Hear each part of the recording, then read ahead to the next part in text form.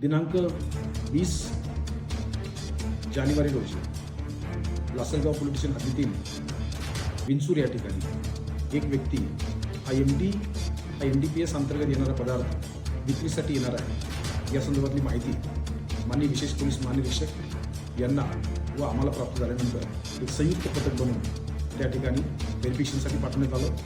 त्यामध्ये जो व्यक्ती आहे याकूब अली मोमी याच्या कब्जामध्ये साधारणतः 315 ग्रॅम MD हे त्याच्या स्कूटीमध्ये आढळलं।